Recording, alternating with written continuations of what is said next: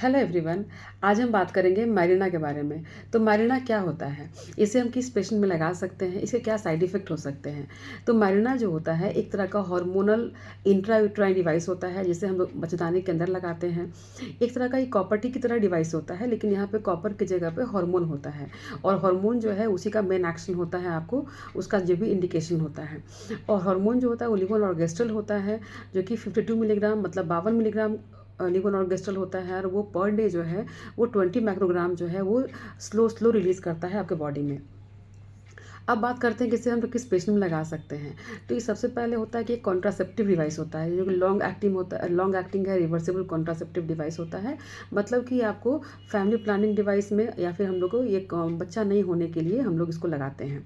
ये 5 साल तक बहुत ही इफेक्टिव होता है। ये उसको बच्चा होने से रोकता है।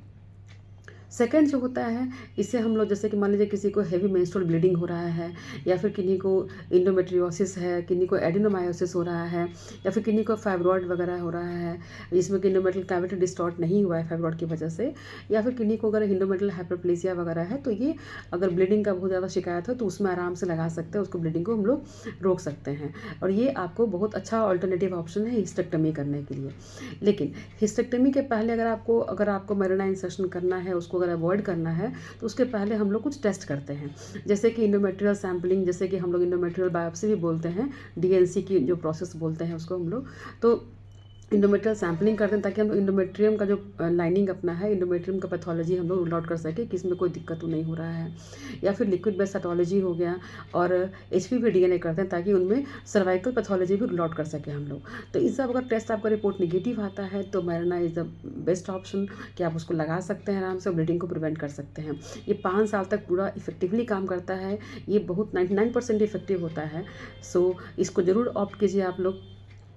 और थर्ड बात आता है कि इसका साइड इफ़ेक्ट क्या होता है। तो साइड इफ़ेक्ट इसका बहुत माइल्ड फॉर्म में होता है, जैसे कि अगर लगा लिए तो फ्यू मंथ्स के लिए क्या होता है कि कभी कभी स्पॉटिंग हो सकता है, इरेगुलर ब्लीडिंग कभी कभी हो सकता है, लेकिन फिर ये कुछ महीनों के बाद ठीक हो जाता है। ये जब आपके बॉडी में हार्मोन लेवल अच्छे से रीच हो गया तो ये इसका जो भी ब्लीडिंग का जो होता है कंप्लेन, वो ठीक हो जाता है।